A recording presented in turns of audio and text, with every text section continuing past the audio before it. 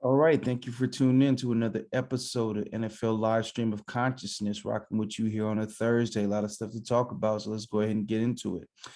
I like to keep things on the field, players and stuff like that. But this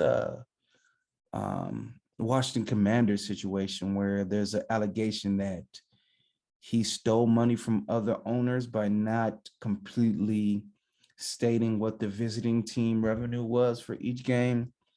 I mean, this is just crazy that if he did that, and it would be crazy to see what would be the ramifications of that. The guy that made the allegation was a whistleblower, and he says he has evidence to prove it. And Snyder is a very litigious guy. So the idea that someone would accuse him falsely, not knowing that he would sue you for defamation, just makes me think that this has to be true. And I've always talked about with him that there's the nuclear deterrent, that he's willing to expose the nuclear weapons. I believe he was the one, I was thinking about this last night, he was the one that released that Gruden email. And I think he did it as like a warning shot to the other owners in the league. Like, this is what I can do. If y'all tried to do anything with me, because that sexual harassment thing was brewing, he had a couple things brewing. And I think that was almost like a warning shot, like, hey, I could end a lot of y'all like this. So be careful. So that's an interesting subplot. It feels like, once again, if you watch Succession, they talked about the Cruises on the second episode, and you thought, this is about family drama and this the fight that's going to be the big thing. But then the Cruises and the cover up and all that type of stuff became the main central storyline, and everything else kind of played off of that. And I think that this story has a potential to be, but we'll see. We'll see exactly what happens. A lot of the receivers are getting paid. Looks like all of a sudden receivers are getting paid. Diggs just received an extension. Shout out to Diggs. I think he's definitely a top 5 guy in this league. So it'll be interesting to see what happens with a lot of the rookie class. So today it came out that Debo unfollowed the Niners. I'm guessing contract negotiations are not going well. I'm sure he probably wants to be paid as the top receiver because of what he does as a receiver and as a running back. DK Metcalf, it came out that the Jets offered a number 10 overall pick for him, and Seattle said no. I'm guessing Seattle wants to run this thing back. Pete Carroll is a competitionaholic. He's just intense, a competitive guy. So I wouldn't be surprised to see them sign like a Cam Newton after the draft. If they don't draft a quarterback, which I probably think that they probably won't, they'll probably use their picks on, try to fortify in the roster and try to run it back. He's just a competitive guy by nature, and I don't think that he's the type that's just going to punt and fold, especially at his age. So that's something to see. So them not trading him when they had the option to get a top 10 pick just lets me know that they're in it for a long haul. So a lot of interesting stuff going on with the receiver position in the NFL, just in general. The Panthers, Darnold says that he's at ease with the Panthers quarterback pursuits, and he feels he's a good quarterback. I guess he's the only person that believes that. I don't think he's long for Carolina, and it'd be interesting to see if he gets another opportunity. The guys that get multiple opportunities to try to prove what they have, and the guys that don't, always fascinates me. But that's another thing. 2 more coaches signed on to Brian Flores' lawsuit.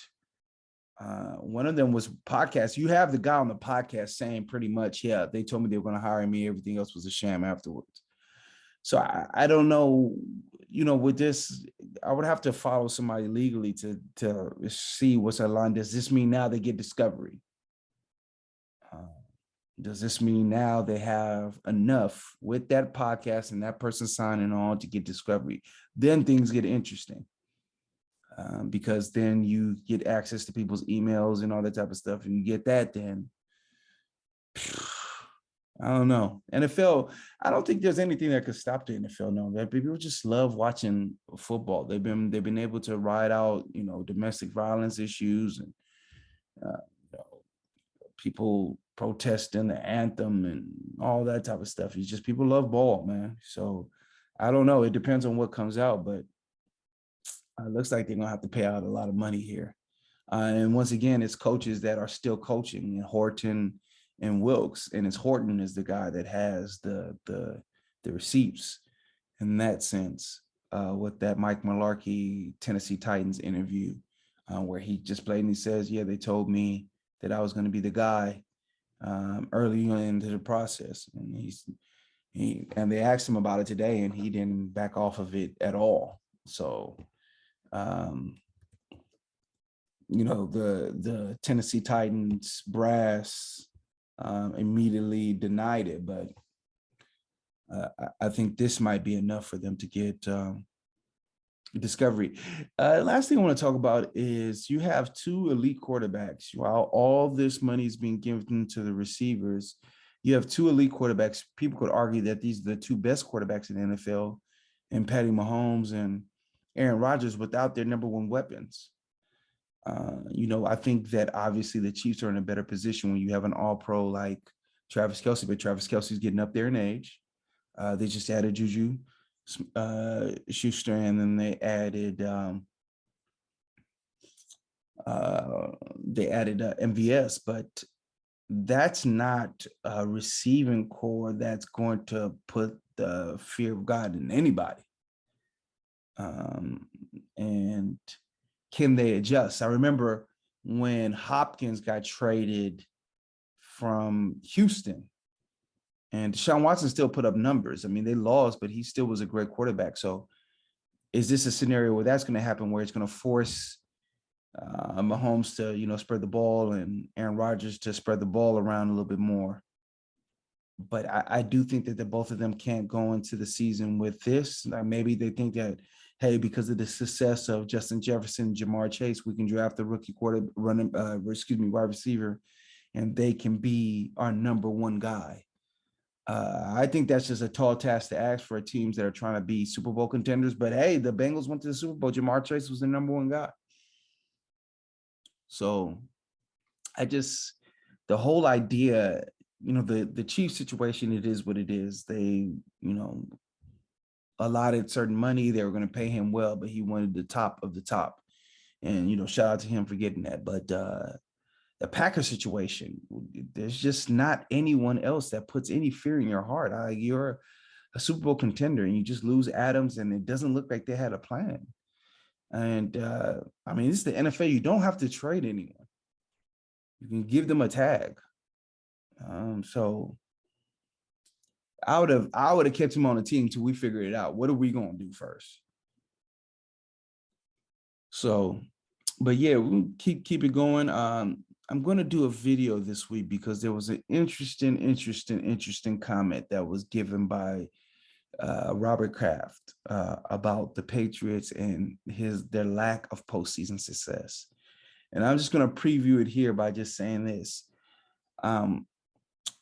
The AFC in particular, all the great quarterbacks seem like they're in the AFC. You just look at the AFC West alone. You have, Herbert, Carr, Mahomes, and Russell Wilson just in that division. AFC North has Lamar Jackson, Deshaun Watson, and Joe Burrow. Those are 7 guys right there are named. AFC East has Josh Allen. That's 8. And then you have to understand that the NFC South, while they don't have a great quarterback, they do automatically get a playoff bid for the division winner. I say that to say this. Robert Kraft was mad that they haven't had a postseason win in 3 years. Is it more likely than not that Bill Belichick doesn't win a playoff game for the rest of his career? He's in his 70s, I believe. Let's look how old he is exactly. Bill. He's in his 70s, I believe. Is it more likely or not? I just gave you 8 elite quarterbacks, and there's only 7 playoff positions, right? And he's 69. There's only 7 playoff positions. The AFC South doesn't have a great quarterback, so they get 1. It's going to be hard for them to win their division because they have Josh Allen in their division. That's 5, right? So 2 other division winners. There's 3 other division winners. That's 2. So you're looking at wild cards. Are they ever going to be better than the teams that I named with Mac Jones? Because I was listening to a podcast and they were saying, oh, this is the Patriots' ways. They find cheap players on the margin. And, I was thinking in my head, I was like, that cheap players on the margin shit, that was when you had Tom Brady. Not when you had this, this soccer dad as your quarterback. So do they ever win another playoff game? Something to think about. All right. I'm going to go ahead and leave it here. The game is again.